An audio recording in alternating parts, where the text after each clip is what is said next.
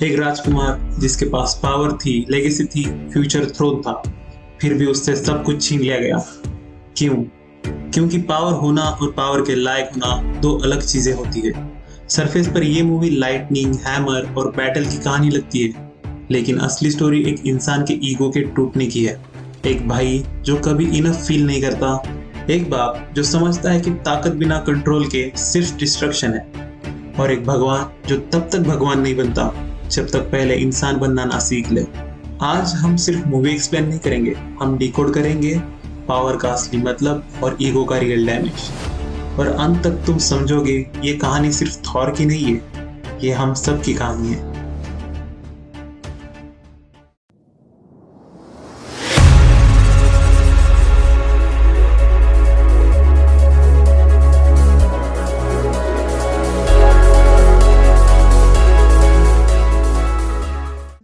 तो मूवी की शुरुआत होती है नॉर्वे में 965 एडी से। इंसान जानता है कि वो अकेला नहीं है, इस दुनिया में देवता भी है, दैत्य भी है, और उनके सामने इंसान सच में कुछ भी नहीं। फिर भी लोग डरते हुए नहीं जी रहे। वो अपने छोटी सी जिंदगी में खुश है, खेतों में काम, बच्चों की हंसी, रात को आग के पास कहानियां। उन्हें लगता है ऊपर जो देवता है वो उनकी रक्षा करेंगे। और तभी बिना किसी वार्निंग के आसमान का रंग बदल जाता है, हवा जमने लगती है, जमीन पर बर्फ पड़ने लगती है, और अंधेरे से निकलते हैं फ्रॉस्ट जायंट्स। वो उन पे हमला कर देते हैं। उनका एक ही लक्ष्य था, इंसानों की दुनिया को अपने बर्फ जैसे मौत में बदल देना। वो अर्थ पर तबाही मचाना चालू करते हैं, पर ओडिन जो एसगार्ड के राजा है और अर्थ उनके प्रोटेक्शन में आती है, इसीलिए ओडिन इंटरवीन करते हैं और जायंट्स पर जंग छेड़ देते हैं। ओडिन फ्रॉस्ट जायंट्स को अपनी दुनिया में वापस खदेड़ देते हैं, पर इसकी कीमत बहुत बड़ी है। ओडिन जंग में अपनी आंख खो देते हैं और आखिर में जायंट किंग हार मान जाता है। ओडिन उनकी सबसे बड़ी ताकत कैस्केड ऑफ एंशिएंट विंटर्स उनसे छीन लेता है और एसगार्ड वापस आ जाता है। ये कहानी ओडिन सुना रहा है अपने दो बेटों को, थॉर और लोकी। वो बताता है वक्त आने पर दोनों में से एक को राजा बनकर इसी तरह एसगार्ड की रक्षा करनी है। भले राजा तुम दोनों में से कोई एक बनेगा, पर तुम दोनों राजा बनने के लिए पैदा हुए हो। ये लाइन इंपॉर्टेंट है। दोनों को बराबर बताया गया, पर सच में क्या इन दोनों को बराबर ट्रीट किया गया? फिर आता है कोरोनेशन डे, जहां सब कुछ बदलने वाला है। एसगार्ड में थॉर की कोरोनेशन सेरेमनी चल रही है, यानी ये तय हो गया है कि थॉर जो ओडिन की पहली संतान है वही राजा बनेगा। ओडिन थॉर से शपथ बुलवाता है और उसे राजा घोषित करने ही वाला होता है कि तभी फ्रॉस्ट जायंट्स एसगार्ड के इन्वेंट्री में घुस जाते हैं। क्यों? उनको बस उनका कैस्केड ऑफ एंशिएंट विंटर चाहिए। ओडिन बस अपने एक इशारे से डिस्ट्रॉयर, जो एक एसगार्डियन हथियार है और एक इंडिस्ट्रक्टिबल कॉम्बैट आर्मर है, जिसे खुद ओडिन ने अपने मैजिकल पावर से बनाया था, उसकी मदद से जायंट्स को रोक देता है। ओडिन इस चीज को डिप्लोमेटिकली हैंडल करना चाहता है, पर थॉर ऐसा नहीं सोचता। वो यूटनहाइम को एक मुंह तोड़ जवाब देना चाहता है, ताकि ये जरूरत वो वापस ना करे। ओडिन उसे ऐसा करने से रोकता है, पर थॉर नहीं मानता। वो अपनी प्रजा को और दुश्मनों को बताना चाहता है एसगार्ड का राजा थॉर कोई कमजोर नहीं है। पर ओडिन गुस्से में उसे याद दिलाता है कि भले तुम्हें अगला राजा बनाया जाए, पर राजा अभी भी ओडिन ही है, तो जो कहा जाए वो करो। इस चीज से थॉर भड़क जाता है और थॉर की गुस्से की आग में घी डालने का काम लोकी करता है। बेसिकली लोकी थॉर को मैनिपुलेट करता है ओडिन के खिलाफ जाकर जोटनहाइम पे हमला करने के लिए। और फिर क्या, थॉर अपने दोस्तों के साथ निकल पड़ता है बायफ्रॉस्ट की तरफ। बायफ्रॉस्ट एक ऐसा ब्रिज है जो एसगार्ड को बाकी दुनियाओं से जोड़ता है। पर कैसे? एक्चुअली एक ताकतवर कॉस्मिक एनर्जी छोड़ता है जो दो दुनियाओं के बीच एक स्टेबल पाथ खोल देता है। पर इसमें एक कैच है, अगर इसे ज्यादा देर तक चालू रखा तो दूसरी दुनिया कॉस्मिक एनर्जी की वजह से तबाह हो जाएगी। और इसीलिए ब्रिज की रक्षा करता है ओडिन का वफादार और थॉर का दोस्त हेमडाल। हेमडाल सिर्फ एक गेटकीपर नहीं है, वो एसगार्ड की सिक्योरिटी सिस्टम है। उसकी आंखें 9 दुनियाओं को देख सकती है। उसकी परमिशन के सिवा एसगार्ड में कोई घुस भी नहीं सकता। तो इन्वेंट्री में फ्रॉस्ट जायंट कैसे घुसे, यही जानने के लिए ही हेमडाल भी उनको जोटनहाइम जाने देता है। जोटनहाइम कोई नॉर्मल जगह नहीं है, ये एक जम चुका हेल है, जहां की हवा भी चुभती है और जहां के पत्थर तक बर्फ में दब चुके हैं। और यही रहता है फ्रॉस्ट जायंट्स। उनका सिर्फ एक टच और इंसान तुरंत जम जाए। और यहाँ राज करता है लॉफी। जब थॉर यहाँ पहुंचता है वो सीधा सवाल करता है, एसगार्ड में घुसने की हिम्मत कैसे हुई? लॉफी हंसते हुए उसे नीचा दिखाता है, कहता है एसगार्ड अंदर से गद्दारों से भरा है, और फिर थॉर को सीधा आईना दिखाता है। तू राजा नहीं, जंग का भूखा एक बच्चा है जो खुद को मर्द साबित करना चाहता है। ये लाइन थॉर के ईगो पर सीधा वार है। लॉफी लास्ट वार्निंग देता है, चले जाओ। लोकी भी क्वाइटली थॉर को रोकने की कोशिश करता है, पर इंसल्ट थॉर को बर्दाश्त नहीं होती। थॉर हमला कर देता है। शुरू में थॉर और उसके दोस्त हेवी पड़ते हैं, लाइटनिंग, स्ट्रेंथ, फुल डोमिनेशन, पर जायंट्स की गिनती बढ़ती जाती है। फाइट कंट्रोल से बाहर हो जाती है। वो स्टैग का हाथ जमने लगता है सिर्फ एक टच से। लोकी का हाथ भी नीला पड़ जाता है, पर फिर नॉर्मल हो जाता है। टीम को कॉर्नर कर लिया जाता है। अब ये मिशन नहीं, सुसाइड बन चुका है। तब एंट्री होती है ओडिन की। वो सिचुएशन कंट्रोल करने की कोशिश करता है, डिप्लोमेसी, डैमेज कंट्रोल, पर अब देर हो चुकी है। लॉफी को अब वॉर चाहिए, और ये वॉर थॉर ने शुरू की है। एसगार्ड वापस आकर ओडिन और थॉर के बीच टकराव होता है। वो सिर्फ बाप बेटे की बहस नहीं है, वो आइडियोलॉजी का क्लैश है। मूवी के शुरुआत से ही क्लियर था, थॉर को जंग पसंद है, उसके लिए वॉर ग्लोरी है, और डिप्लोमेसी उसे वीकनेस लगती है। फ्रॉस्ट जायंट जब एसगार्ड में घुसते हैं, ओडिन सिचुएशन को शांत दिमाग से हैंडल करता है, डैमेज कंट्रोल और पॉलिटिकल बैलेंस। पर थॉर क्या करता है? परमिशन के बिना जॉटनहाइम पर चढ़ाई कर देता है। वो सिर्फ लॉफी को जवाब देने नहीं गया था, वो अपनी पावर प्रूव करने गया था, और उसी एक डिसीजन ने एक वॉर ऑलमोस्ट रिस्टार्ट कर दिया जिसे ओडिन ने सदियों पहले खत्म किया था। ये ब्रेवरी नहीं थी, ये ईगो था। इसी आर्गुमेंट के दौरान ओडिन को एक सच दिखाई देता है, थॉर बिल्कुल वैसे बनता जा रहा है जैसे ओडिन कभी था। War hungry, emotionally driven, authority ignore करने वाला। राजा सिर्फ तलवार से नहीं बनता, राजा को पेशेंस, रिस्ट्रेंट और फोरसाइट चाहिए, और इस मूवमेंट पर थॉर में ये तीनों चीजें नहीं थी। इसीलिए वो ताकतवर हो सकता है, पर राजा नहीं। तो राजा के आदेश को ठुकराने के जुर्म में ओडिन थॉर की सारी ताकत छीन लेता है। उसके हैमर म्योनिल पर एन्चेंटमेंट लगाता है, जो भी इसे उठाएगा, अगर वो वर्दी हुआ, उसे थॉर की ताकत मिल जाएगी। ये सिर्फ पनिशमेंट नहीं है, ये लेसन है। फिर ओडिन थॉर को एक्साइल कर देता है, पर कहां? अर्थ पर। जब थॉर को एसगार्ड से एक्साइल किया जाता है, वो सीधा स्पेस में गिरता हुआ अर्थ की तरफ आ रहा होता है। तभी न्यू मेक्सिको के डेजर्ट के आसमान में एक तेज बिजली चमकती है, एक अजीब सी वर्टिकल लाइट, जैसे आसमान फट गया हो। ये लाइट देखते हैं तीन लोग, एरिक जो एक थ्योरेटिकल फिजिसिस्ट है, डार्सी पॉलिटिकल साइंस की एक इंटर्न है, और जेन जो कि एक एस्ट्रोफिजिसिस्ट है। जेन का मानना है कि जो कॉस्मिक स्टॉर्म लोग कहते हैं वो एक्चुअली आइंस्टाइन रोजन ब्रिजेस है, वर्महोल्स जो अलग अलग रेल्म्स को कनेक्ट करते हैं। आज जो लाइट चमकी है वो उसकी थ्योरी का प्रूफ हो सकता है। तीनों उस डायरेक्शन में ड्राइव करते हैं, और फिर पैम, उनकी गाड़ी किसी चीज से टकरा जाती है। वो चीज कोई पत्थर नहीं, वो है थॉर, एक गॉड जो अब इंसान की तरह रोड पर गिरा हुआ है। एक्सीडेंट के बाद तीनों शॉक में है, पर जेन तुरंत बाइफ्रॉस्ट के निशान का सैंपल लेना शुरू कर देती है। उसके लिए कॉस्मिक प्रूफ है। थॉर होश में आते ही हेimdall, ओडिन, बाइफ्रॉस्ट बोलने लगता है, बिल्कुल पागल जैसा। डार्सी पैनिक में उसे स्टन गन से शॉक कर देती है, और देखो बिजली का देवता खुद बिजली से गिर जाता है। हॉस्पिटल में होश आते ही थॉर तोड़फोड़ करने लगता है, अपना हैमर मांगता है, मुझे जाने देने के लिए बोलता है। डॉक्टर उसे सेडेट कर देते हैं, और फिर पहली बार थॉर कंप्लीटली पावरलेस है। इस तरफ जेन और एरिक डेटा चेक करते हैं। एनर्जी स्पाइक कंफर्म करता है कि थॉर उसी पोर्टल से आया था। वॉर्म होल रियल है। वो थॉर को लेने के लिए वापस हॉस्पिटल निकल जाता है। यहाँ थॉर स्ट्रेचर से बंधा हुआ है, पर जैसे तैसे वो वहां से निकल जाता है। जेन वहां पे आती है, वो ऑलमोस्ट हार मान लेती है कि थॉर अभी उसे कभी नहीं मिलेगा, पर तभी थॉर फिर से उसकी गाड़ी से टकरा जाता है और दोबारा बेहोश हो जाता है। इसी पैरेलल में थॉर का हैमर म्योनिर अर्थ पे गिर चुका होता है। इंपैक्ट से पूरा क्रेटर बन गया है। लोग उसे उठाना ट्राई कर रहे हैं, कोई चेन बांध रहा है, कोई ट्रक लगा रहा है, एक गाड़ी तक टूट गई इस चक्कर में, पर हैमर हिला तक नहीं, क्योंकि इंचेंटमेंट क्लियर है, सिर्फ वर्दी ही उठा सकता है। तब एंट्री होती है शील्ड की। शील्ड उस एरिया को सील कर देती है और अपना इन्वेस्टिगेशन चालू कर देती है। इसी पैरेलल एस्गार्ड में थॉर के दोस्त डिस्कस कर रहे होते हैं। उन्हें शक होता है कि फ्रॉस्ट जायंट्स को अंदर आने में किसी ने मदद की थी और डाउट सीधा लोकी पर जाता है। तभी लोकी को एक और बड़ा सच पता चलता है। वो असल में लॉफी का बेटा है, एक फ्रॉस्ट जायंट। ओडिन ने उसे बचपन में उठाया था, ओरिजिनली फ्यूचर नेगोशिएशन के लेवरेज के तौर पर। बाद में ओडिन ने उसे अपना बेटा माना और प्यार भी किया, पर लोकी के लिए यह सच सिर्फ एक बोझ बन जाता है। मैं कभी असली वारिस था ही नहीं।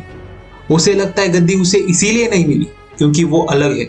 वो टूट जाता है और इसी इमोशनल ब्रेकडाउन के बीच ओडिन शॉक की वजह से ओडिन स्लीप में चला जाता है, एक एसगार्डियन स्टेट जहां राजा अपनी कॉस्मिक एनर्जी रिस्टोर करता है। अब तख्त टेम्पररी लोकी के हाथ में है। यहां अर्थ पर थॉर को पता चलता है कि उसका हैमर यहीं गिरा है। वो उसे लेने निकल पड़ता है। बीच में शील्ड जेन और एरिक का सारा रिसर्च इक्विपमेंट सीज कर लेती है और उनके हाथ में सिर्फ एक रिसिप्ट थमा देती है। गुस्से में जेन खुद थॉर को ड्रॉप करने निकलती है और हम एसगार्ड में देखते हैं थॉर के दोस्त जिन्हें लोकी पर शक है ओडिन से मिलने जाते हैं, पर थ्रोन पर अभी लोकी बैठा है। वो ये देखकर वापस लौट जाते हैं। उसके बाद हम देखते हैं लोकी अपने माँ से बात कर रहा है। उसे हिंट मिलता है ओडिन कभी बिना रीजन के कुछ नहीं करते, मतलब थॉर का एग्जाइल परमानेंट नहीं हो सकता। ये सुनते ही लोकी समझ जाता है तख्त उसके पास हमेशा नहीं रहेगा। दूसरी तरफ जेन थॉर को क्रेटर तक ले जाती है। रात का अंधेरा, फ्लड लाइट्स और बीच में एक फेंस्ड कंपाउंड। शील्ड ने पूरा मिलिट्री कैंप खड़ा कर दिया है। थॉर की आंखों में फिर से वो पुराना कॉन्फिडेंस आ जाता है। बस हैमर मिल जाए सब ठीक हो जाएगा। वो गार्ड्स को गिराता हुआ अंदर घुसता है। हर पंच में फ्रस्ट्रेशन है, हर स्टेप में डिस्प्रेशन। और फिर सामने है म्योनिर। वो धीरे से उसे पकड़ता है जैसे किसी पुराने दोस्त से हाथ मिला रहा हो। पुल करता है, कुछ नहीं। ज्यादा जोर लगाता है, स्टिल कुछ नहीं। लाइटनिंग नहीं, पावर नहीं, सिर्फ खामोशी। उसके चेहरे पर पहली बार रियलाइजेशन आता है, मैं वर्दी नहीं हूं। वो घुटनों पर गिर जाता है। आंखों में गुस्सा नहीं, शर्म है। ये डिफीट फिजिकल नहीं, पर्सनल है। और शील्ड उसे पकड़ लेती है। सेल में बंद थॉर के पास लोकी आता है। सॉफ्ट वॉइस में कहता है ओडिन मर चुके हैं। ये सुनते ही थॉर की सांस रुक जाती है। उसकी आंखों में पानी भर आता है। इस बार वो आर्ग्यू नहीं करता, ब्लेम नहीं करता, बस धीरे से कहता है मैं उनका बेटा होने के लायक ही नहीं था। लोकी झूठ बोलकर चला जाता है। थॉर अकेले रह जाता है, बिना पावर के, बिना घर के, बिना बाप के। बाद में एरिक जेन की रिक्वेस्ट पर उसे छुड़वा देता है। अब थॉर के पास ना हैमर है ना ताकत, पर पहली बार उसके पास ईगो भी नहीं है। और वही उसकी असली शुरुआत है। अर्थ पर धीरे धीरे थॉर चेंज होने लगता है। वो जेन और उसकी टीम के साथ बॉन्ड करता है। पहली बार वो लोगों को रूल नहीं, समझने की कोशिश करता है। उधर एसगार्ड में लोकी सीधा जोटनहाइम पहुंचता है। वो लॉफी से डील करता है, मैं तुम्हें एसगार्ड में ले जाऊंगा, तुम ओडिन को मार देना, बदले में कैस्केड वापस। यही कंफर्म हो जाता है कोरोनेशन के दिन जो जायंट्स एसगार्ड में घुसे थे वो लोकी का ही प्लान था। उसके लिए वो सिर्फ एक ट्विस्टेड जोक था। लोकी वापस एसगार्ड आता है, लेकिन अजीब बात, हेमडाल जो सब कुछ देख सकता है, सुन सकता है, लोकी की इस सीक्रेट मीटिंग को क्लियरली सेंस नहीं कर पाता। यहीं से हेमडाल को स्ट्रॉन्ग डाउट होता है कि लोकी कुछ छुपा रहा है। पर ऑफिशियली अभी लोकी ही एक्टिंग किंग है और हेमडाल के हाथ बंधे हुए हैं। एसगार्ड में जब हेमडाल को पता चलता है कि थॉर के दोस्त अर्थ जाकर उसे वापस लाने की और रिबेलेशन की सोच रहे हैं, वो उन्हें अपने पास बुलाता है, पर सीधा मना नहीं करता, बल्कि इनडायरेक्टली उन्हें थॉर की मदद करने के लिए बोल देता है। जैसे ही वो बाइफ्रोस्ट से अर्थ के लिए निकलते हैं, लोकी सब कुछ देख लेता है और उनके पीछे एसगार्ड का सबसे खतरनाक वेपन भेज देता है, डिस्ट्रॉयर। अर्थ पर इतने पावरफुल बीइंग्स का एनर्जी सिग्नेचर शील्ड डिटेक्ट कर लेता है और इन्वेस्टिगेशन स्टार्ट कर देता है। जब थॉर के दोस्त उसे ढूंढ लेते हैं, जेन और एरिक शॉक में रह जाते हैं। अब डाउट खत्म है, वो सच में गॉड ऑफ थंडर है। इसी मोमेंट थॉर को भी पता चलता है ओडिन मरा नहीं है, लोकी ने झूठ बोला था। उधर एसगार्ड में लोकी हेमडाल को कैस्केड की पावर से फ्रीज कर देता है और फ्रॉस्ट जायंट्स को एसगार्ड में ले आता है। गेम अब फुल बिट्रेयल में कन्वर्ट हो चुका है।